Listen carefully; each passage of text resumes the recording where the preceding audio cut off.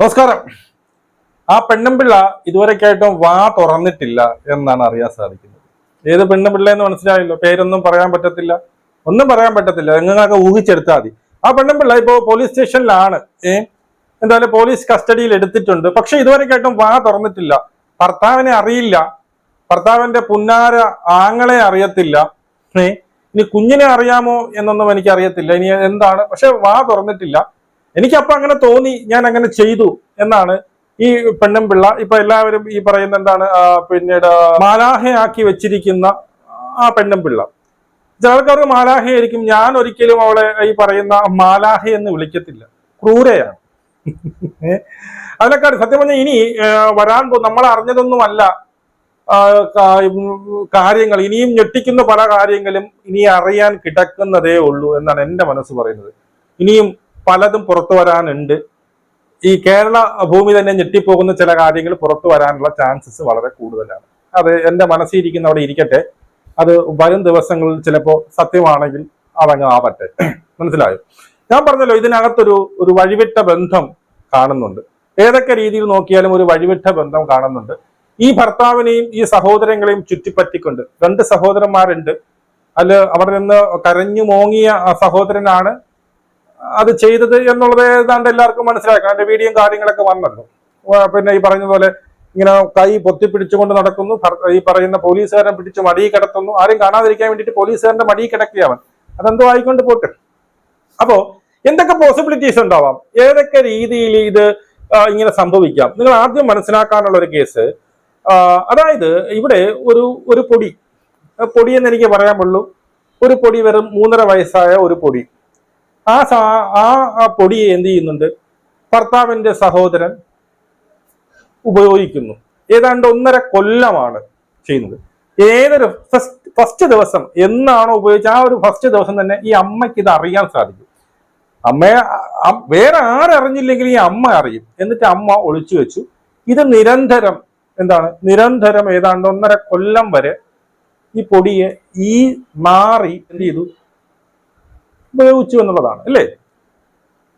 സത്യം പറഞ്ഞാൽ ആ പോസ്റ്റ്മോർട്ടം റിപ്പോർട്ടൊക്കെ കേട്ട് കഴിഞ്ഞാൽ കരഞ്ഞു പോകും. പറയാൻ പറ്റാത്തത്ര ഇങ്ങനെയും ഇത്രയും മൃഗീയമായിട്ട് ആർക്കെങ്കിലും ചിന്തിക്കാൻ പറ്റുമോ ഇങ്ങനെയുള്ള പൊടിയുടെ അടുത്തൊക്കെ. ആ രീതിയിലാണ് ബ്ലഡ് മുറിയുന്നു, ഉണങ്ങുന്നു, വീണ്ടും അത്രയ്ക്ക് ക്രൂരമായിട്ടാണ്. ഇതൊക്കെ ആര് കാണുന്നുണ്ട്? നമുക്കറിയാം, ഈ ഒരു 2 വയസ്സായ പ്രായമായ ഈ പൊടി കുട്ടികളുടെയൊക്കെ നമുക്കറിയാമല്ലോ.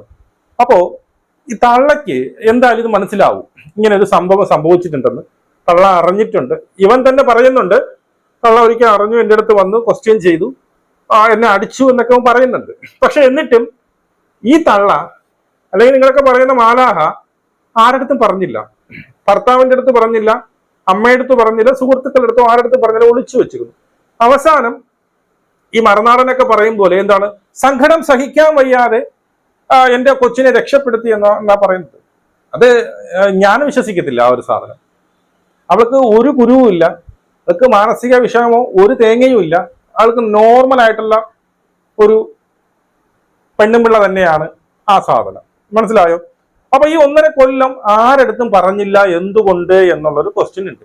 ഇനി ശരി, പുറത്തു പറഞ്ഞു കഴിഞ്ഞാൽ എന്റെ കൊച്ചിന് എന്തെങ്കിലും പ്രശ്നമുണ്ടാവും, ഭാവിയിൽ പ്രശ്നമുണ്ടാവും, അതുകൊണ്ട് അവിടെ തന്നെ രമ്യതയിൽ ഇത് പറഞ്ഞു തീർക്കാം, ഇവനെ തന്നെ പറഞ്ഞു വിലക്കാം എന്ന് ചിലപ്പോൾ വിചാരിക്കാം. സ്വാഭാവികമാണ്, ചിലപ്പോൾ വിചാരിക്കാം. സ്വന്തം ഭർത്താവിന്റെ അടുത്ത് പറഞ്ഞില്ല, അമ്മയുടെ അടുത്ത് പറഞ്ഞില്ല, അമ്മായിയമ്മയുടെ അടുത്ത് പറഞ്ഞില്ല, ആരടുത്തും പറഞ്ഞില്ല, ഒളിച്ചു വെച്ചു, രഹസ്യമായി തീർക്കാന്ന്. ശരി, എന്നിട്ട് എന്ത് ചെയ്തു, ഈ പൊടിയിനെ കൊണ്ടിട്ടു വെള്ളത്തിനകത്ത്, ആ കൊച്ചു പോയി തീർന്നു. അപ്പോഴെങ്കിലും പോലീസ് പിടിച്ചു. പോലീസിനോട് എന്താ പറഞ്ഞത്? ബസ്സിലിരുന്നു, കാണാനില്ല. പിന്നെ എന്താ പറഞ്ഞത്? അത് ഞാൻ തന്നെയാണ്. അവസാനം ഗതികെട്ട് സമ്മതിച്ചു. എന്തിനെന്ന് ചോദിച്ചപ്പോ എന്താ പറഞ്ഞത്? ആദ്യം ഒന്നും മിണ്ടിയില്ല. കുറെ കഴിഞ്ഞ് ഇവിടെ മെഡിക്കലൊക്കെ എടുത്തതിന് ശേഷം ഈ പെണ്ണുമ്പിള്ള പറയുന്നു, അത് ഭർത്താവിനെയും ഈ പറയുന്ന അവരുടെ കുടുംബക്കാരെയും ഒരു പാഠം പഠിപ്പിക്കാൻ വേണ്ടിയിട്ടാണ് ഞാൻ ചെയ്തത്. വെരി ഗുഡ്, അതും വിശ്വസിച്ചു. ശരി, ഓക്കെ. എന്ത് ചെയ്തു? പോലീസ് ബാക്കിയുള്ള സംഭവങ്ങൾ അറിയുന്നു. ഈ പൊടി ഏൽക്കേണ്ടി വന്ന ക്രൂരതകൾ അറിയുന്നുണ്ട്. അതിനുശേഷം ഭർത്താവിന്റെ അനുജനാണ്, ഈ നാറിയാണ് ഇതൊക്കെ ചെയ്തതെന്ന് അറിയുന്നു. അപ്പോഴേ എന്തായാലും കുഞ്ഞു എന്ത് ചെയ്തു? ഇപ്പൊ ഇല്ല, ജീവനോടെ ഇല്ല, പോയി. ജീവനോടെ ഉണ്ടെങ്കിലല്ലേ ഈ പറയുന്ന നാളെ അവരുടെ ഭാവി നോക്കേണ്ട ആവശ്യമുള്ളൂ. ജീവനോടെ പോയപ്പോഴെങ്കിലും അതിന് കാരണക്കാരനായവന്റെ പേര് ചൂണ്ടിക്കാണിക്കണോ വേണ്ടേ? അപ്പോഴും ഈ പറയുന്ന ഭർത്താവിന്റെ അനിയനെ പിന്നെ പ്രൊട്ടക്ട് ചെയ്യേണ്ട ആവശ്യം എന്താണ്? ഒരമ്മയും ചെയ്യുമെന്ന് എനിക്ക് തോന്നുന്നു. അതിന്റെ ആവശ്യമില്ല. നിങ്ങൾ ലോജിക്കലി ചിന്തിക്കുക, എന്തിനാ ആവശ്യം? ജീവനോട് ഉള്ളപ്പോഴാണെങ്കിൽ ശരി, ഇത് പുറത്ത് പറഞ്ഞു കഴിഞ്ഞാൽ ചിലപ്പോൾ എന്റെ കൊച്ചിന്റെ ഭാവി, നാണക്കേട്, അതൊക്കെ വിചാരിച്ച് പറയാം. ഇതിപ്പം ഇല്ലല്ലോ, അത് പോയല്ലോ, അത് ജീവനും അത് ഈ നരകം വിട്ട് പോയല്ലോ. മനസ്സിലായ? അതിനെ കൊണ്ട് കൊലയ്ക്ക് കൊടുത്തല്ലോ. മനസ്സിലായോ? അതെന്ത് ചെയ്തിട്ടാ ഈ തള്ള? എന്തോ ആയിക്കോട്ടെ, ആ കൊച്ചെന്ത് ചെയ്തിട്ടാ? ഒരു 3.5 വയസ്സ് 4 വയസ്സായ അത് ഈ പറയുന്നത്, ഈ ആ സമയം കൊണ്ട് അവനെ ചെയ്യാത്തത് അത് വയ്യായിരുന്നു. ഇതിനെല്ലാത്തിനും കാരണക്കാരനവനെ ചെയ്യാമെന്ന് അവനിപ്പോഴും വിലസി നടക്കുന്നു. എവള് വളരെ നൈസായിട്ട് വന്ന് എടുത്തങ്ങ് എറിയുന്നു. എന്ത് വേണം?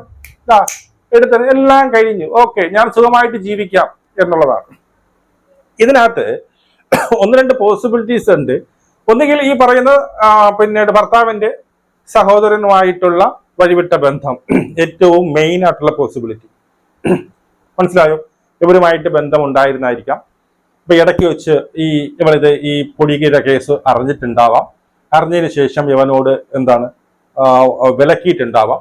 ഇവൻ ഓക്കെ എന്നൊക്കെ പറഞ്ഞ് വീണ്ടും ആവർത്തിച്ചിട്ടുണ്ടാവാം. പിന്നെ നിവൃത്തിയില്ല, ഈ പൊടി ഉള്ളത് കൊണ്ടാണല്ലോ ഈ പ്രശ്നം എന്ന് വിചാരിച്ച് പുറത്ത് പറയാനും പറ്റത്തില്ല. കാരണം വഴിവിട്ട ബന്ധം കിടക്കയില്ല. അതുകൊണ്ട് പുറത്ത് പറയാനും പറ്റാത്തത് കൊണ്ട് ഇതിനെ ഒഴിവാക്കിയതാവാം. അതൊരു പോസിബിലിറ്റിയാണ്. രണ്ടാമത്തെ ഒരു പോസിബിലിറ്റി, ഇനി മറ്റേതെങ്കിലും ആരുമായിട്ട് ഇതിലൊരു വഴിവിട്ട ബന്ധം ഇതിനകത്ത് ഉണ്ട്. അത് നിങ്ങൾ എഴുതി വെച്ചോ. മറ്റാരുടെയെങ്കിലുമായിട്ട് ഒരു ബന്ധമുണ്ടെന്ന് അറിയോ? ഈ അനിയൻ അറിയാമെന്ന് കരുതിക്കോ. ഈ അനിയൻ ഈ ബന്ധം അറിയാം. ഈ അനിയൻ പൊടിയുടെ അടുത്ത് ചെയ്ത കേസ് പറഞ്ഞാൽ ഇവൻ മറ്റേ ബന്ധം വിളിച്ചു പറയും എന്നുള്ളത് കൊണ്ട് മറച്ചു വെക്കാനും ചാൻസ് ഉണ്ട്. മനസ്സിലായോ? ഞാനിത് പറഞ്ഞു കഴിഞ്ഞാൽ എന്റെ ആ വഴിവിട്ട ബന്ധവും കൂടി പുറത്താകും എന്ന് പേടിച്ചുമാവാം. പിന്നെ മറ്റൊരു അനുജനുണ്ട്. ആ അനുജൻ പിക്ചറിൽ വരുന്നില്ല, മിക്കവാറും പിക്ചറിൽ വരും. അതിനുള്ള ചാൻസ് കാണുള്ളൂ. പിക്ചറിൽ വരും. അതിനെക്കുറിച്ച് പിന്നെ സംസാരിക്കാം.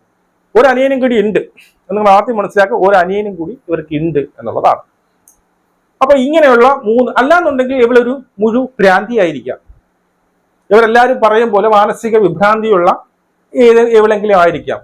ഇങ്ങനെ കൊണ്ടിടുന്നു. പക്ഷെ ഈ മാനസിക വിഭ്രാന്തിയുള്ള ഈ തള്ളച്ചിക്ക് മറച്ചു വെക്കാൻ അറിയാം, പേര് പറയാതിരിക്കാൻ അറിയാം, അതിനൊക്കെ ബുദ്ധിയുണ്ട്. ബാക്കിയൊന്നിനും ബുദ്ധിയില്ല എന്നുള്ള രീതിയിലാണ് പറയുന്നത്. ഇനി പറയുന്നത് കേട്ട് വിഴുങ്ങാനല്ലേ നമുക്ക് പറ്റത്തുള്ളൂ എന്നുള്ളതാണ്. അപ്പോ ഈ ഒരു വിഷയം ഇതൊക്കെ സംഭവിക്കാനുള്ള കാരണം എന്താ? ഈ ഒരു കുടുംബത്തിൽ സംഭവിക്കാനുള്ള കാരണം, മെയിൻ കാരണം ആരാണ്? തന്ധ്യൻ തന്നെയാണ്. അവിടുത്തെ ഗ്രഹനാഥനായ ഈ പൊടിയുടെ അച്ഛനായ അവൻ തന്നെയാണ് ഇതിന്റെ മെയിൻ കാരണം. കുട്ടികളെ ഉണ്ടാക്കി ഇട്ടാൽ മാത്രം പോരാ, അതിന് ചെലവിനും കൂടി കൊടുക്കണം. മനസ്സിലായോ? ചെലവിന് കൊടുത്താൽ മാത്രം പോരാ, അതിനെ സംരക്ഷിക്കണം. മനസ്സിലായോ? അത് എവിടെയൊക്കെ പോണു, ആരുടെയൊക്കെ നിൽക്കുന്നു.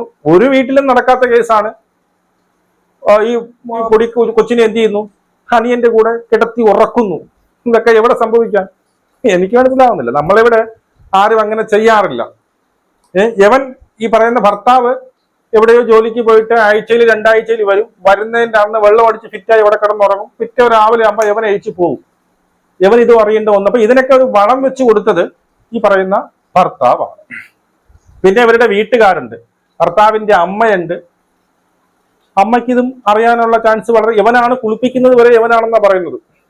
കുളിപ്പിക്കുന്നത്, ഒരുക്കുന്നത്, ഡ്രസ് ഇടിപ്പിക്കുന്നത്, കൂടെ കിടക്കുന്നത്. ഇത് പറഞ്ഞു കഴിഞ്ഞാൽ ഒരുപാട് പറയേണ്ടതായിട്ട് വരും. ഇതെന്തായാലും അതിന്റെ ദുരൂഹതകൾ മാറ്റി വരട്ടെ. നാളെ എന്തായാലും ഇത് കുറച്ചും കൂടി, കാരണം ഈ പെണ്ണുപിള്ള എവള് വാ തുറന്നാലല്ലേ നമുക്ക് എന്തെങ്കിലും പറയാൻ പറ്റത്തുള്ളൂ. വാ തുറക്കുന്നില്ല. കാരണം എന്റെ ചേട്ടന് വേണ്ടിയിട്ട്, ആർക്കോ വേണ്ടിയിട്ട് അവള് ത്യാഗം സഹിക്കുന്നുണ്ട്. സ്വന്തം മകള് പോയാലും കുഴപ്പമില്ല, ആ ത്യാഗം അവൾ സഹിക്കുന്നുണ്ട്. മനസ്സിലായോ? അതുകൊണ്ട് തന്നെ പുറത്ത് വാ തുറന്നൊന്നും പറയുന്നില്ല.